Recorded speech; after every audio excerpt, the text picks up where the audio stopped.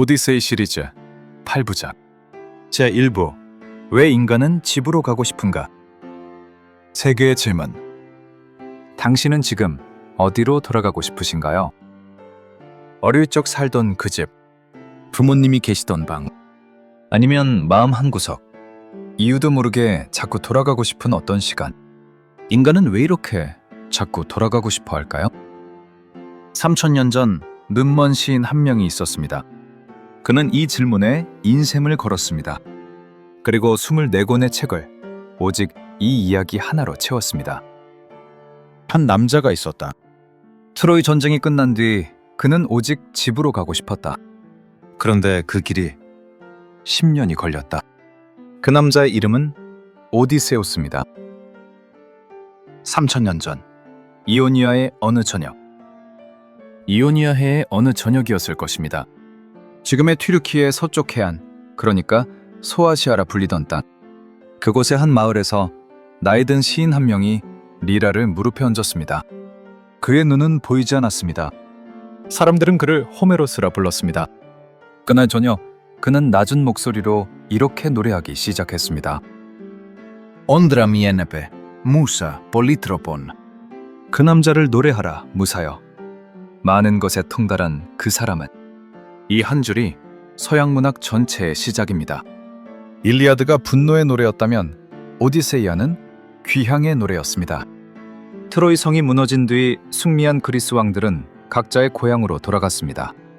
아가멤논은 미케네로, 메넬라오스는 스파르타로, 네스토르는 필로스로. 그들은 대체로 무사히 돌아갔습니다. 그런데 단 한 사람, 오디세우스만이 돌아가지 못했습니다. 전쟁 10년, 귀향 10년, 도합 20년입니다. 그가 떠날 때 아들 탈레마코스는 갓 태어난 아기였습니다. 그가 돌아왔을 때 그 아들은 20살의 청년이 되어 있었습니다. 호메로스는 왜 이 이야기를 노래했을까요? 왜 서양 문학의 두 번째 서사시를 하필 집으로 돌아가는 남자의 이야기로 채웠을까요? 한 가지 사실을 말씀드리고 싶습니다. 호메로스가 이 노래를 만든 무렵 그리스인들은 대규모 이주와 식민 활동을 벌이고 있었습니다. 이오니아, 시칠리아, 흑해 연안으로 수많은 그리스인들이 고향을 떠났습니다. 다시는 돌아오지 못한 사람도 많았습니다. 그러니 오디세우스는 어쩌면 그 시대의 모든 그리스인이었습니다. 떠났으나 돌아가고 싶은 자, 방향을 잃었으나 방향을 포기하지 않은 자. 그의 이야기는 실은 우리 모두의 이야기였습니다. 노스토스, 그리스인들이 남긴 하나의 단어. 그리스인들에게는 이 정서를 부르는 단어가 있었습니다. 노스토스. 이 말은 귀향입니다. 단순히 집에 가는 것이 아니라 오랜 방황 끝에 자기가 있어야 할 자리로 돌아가는 것. 그것이 노스토스입니다. 그리스인들에게 노스토스는 하나의 장르였습니다. 트로이 전쟁이 끝난 뒤 왕들의 귀향을 다룬 서사시들을 그들은 통틀어 노스토이라 불렀습니다. 귀향의 노래들이라는 뜻입니다. 오디세이아는 그 노스토이의 정점이었습니다.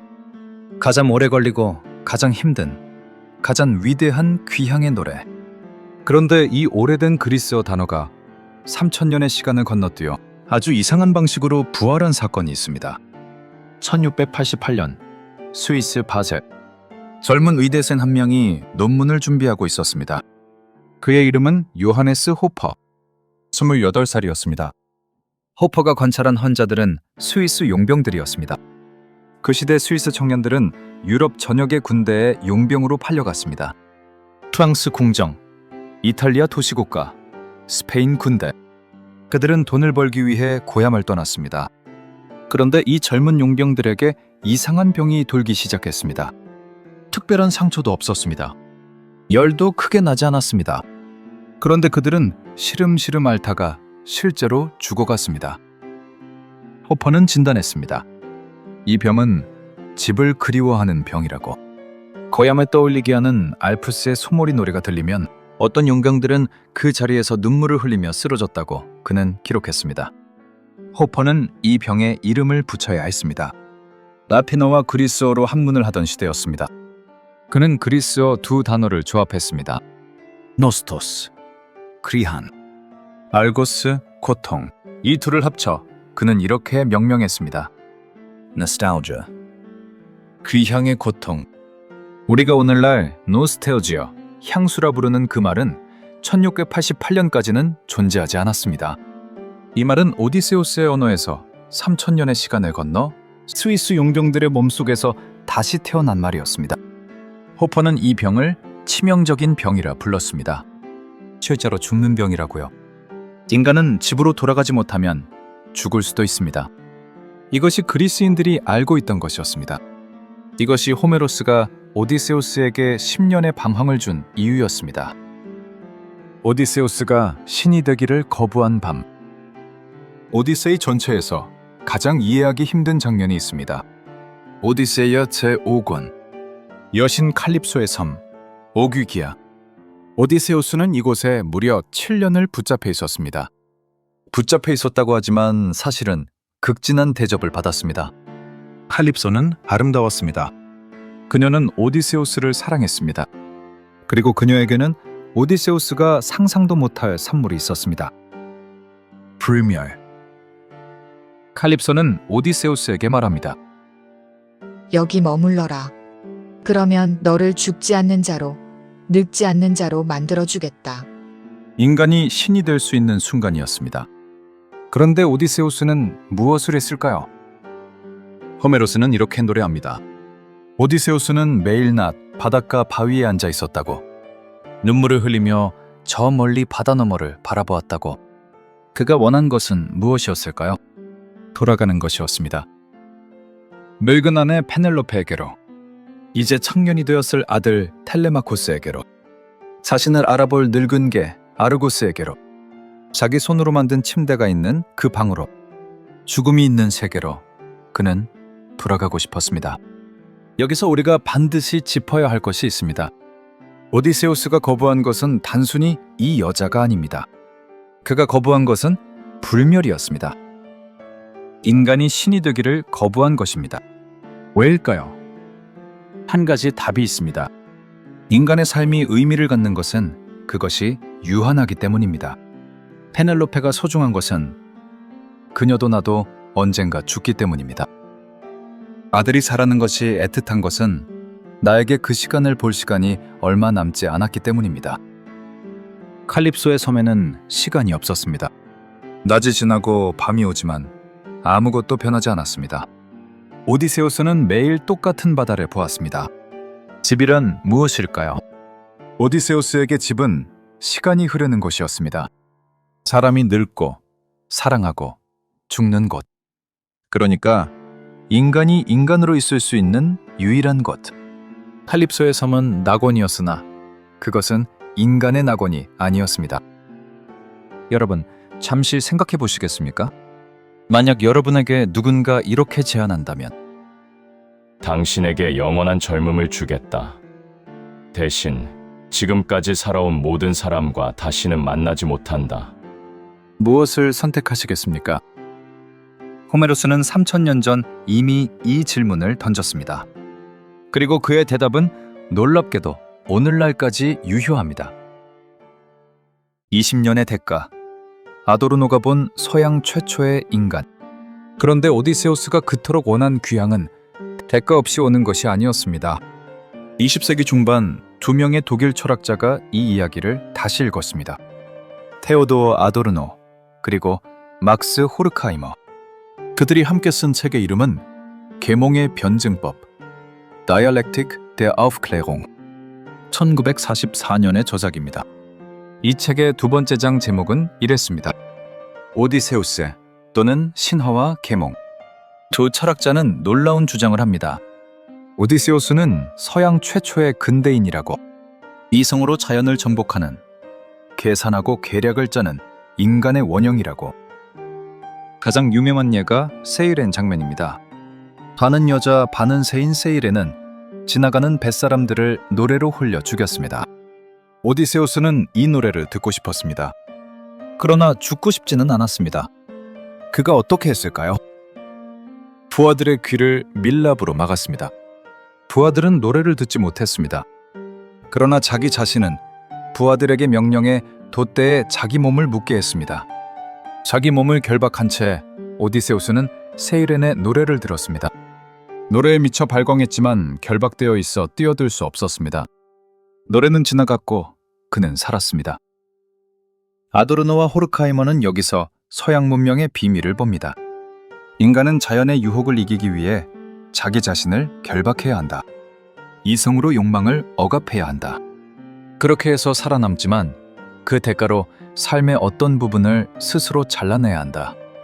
오디세우스가 20년 만에 이타카로 돌아갔을 때 그가 되찾은 것과 잃어버린 것을 우리는 함께 보아야 합니다. 되찾은 것, 아내 페넬로페, 아들 텔레마코스, 늙은 아버지 라에르테스, 자기 손으로 지은 침대가 있는 방, 잃어버린 것, 스무의 시간, 그 시간 동안 자란 아들을 지켜볼 기회, 젊었던 아내와 함께 늙어갈 시간, 그리고 옛날의 오디세우스 그 자신. 돌아온 오디세우스는 떠날 때의 오디세우스가 아니었습니다. 그러니까 호메로스가 우리에게 남긴 진짜 질문은 이것입니다. 우리가 그토록 돌아가고 싶어하는 그 집은 우리가 떠날 때의 그 집이 아닐지도 모른다. 우리는 돌아가지만 정확히 말하면 옛날로 돌아가는 것이 아닙니다. 우리는 언제나 새로운 집으로 처음 보는 방식으로 돌아갑니다. 이것이 노스토스의 진짜 뜻입니다. 귀향은 회귀가 아닙니다. 귀향은 새로운 도착입니다. 아우구스티누스, 하이데거, 그리고 당신의 이타카. 오디세이가 만들어지고 1000년쯤 뒤였습니다. 북아프리카의 항구 도시 히포. 한 노년의 주교가 자기 인생을 되돌아보며 책을 쓰고 있었습니다. 그의 이름은 아우렐리우스 아우구스티누스. 우리에게는 성 아우구스티누스로 알려진 그 사람입니다. 고백록. Confessiones. 서양 최초의 자서전이라 불리는 이 책의 첫 페이지, 첫 문단에 그는 신을 향해 이렇게 적었습니다. Fecisti nos ad te, Domine, et inquietum est cor nostrum, donec requiescat in te. 당신은 우리를 당신을 향하도록 지으셨나이다. 하여 우리 마음은 당신 안에서 쉴 때까지 안식이 없나이다. 기독교 신학은 오디세우스의 노스토스를 이렇게 다시 썼습니다.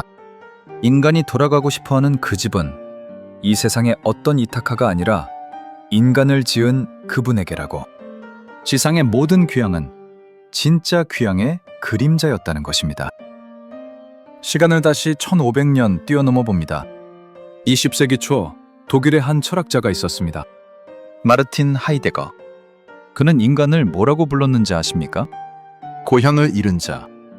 하이데거는 시인 프리드리히 헬덜린의 시 귀향, 하임쿤프트를 평생 곱씹었습니다.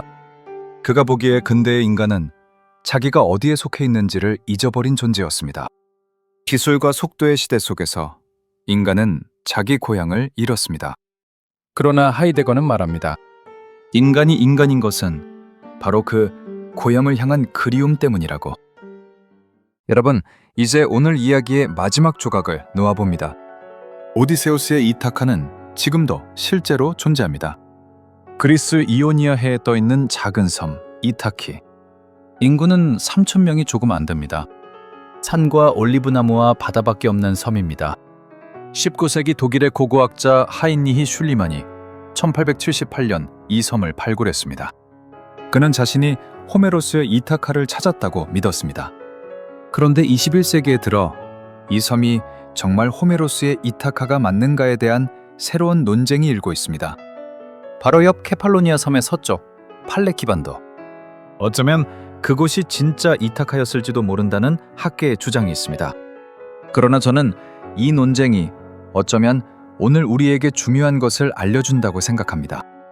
오디세우스의 이타카는 지도 위의 한 점이 아닙니다. 그것은 방향입니다. 당신이 오늘 문득 어딘가로 돌아가고 싶다면 그것이 옛집이든 젊은 시절이든 어릴 적 어머니의 목소리든 그것은 노스토스입니다. 그것은 이타카입니다. 그리고 호메로스는, 아우구스티누스는, 하이데거는 우리에게 이렇게 속삭입니다. 그리워하는 것은 병이 아닙니다. 그것은 당신이 여전히 인간이라는 증거입니다. 다음 회차 예고.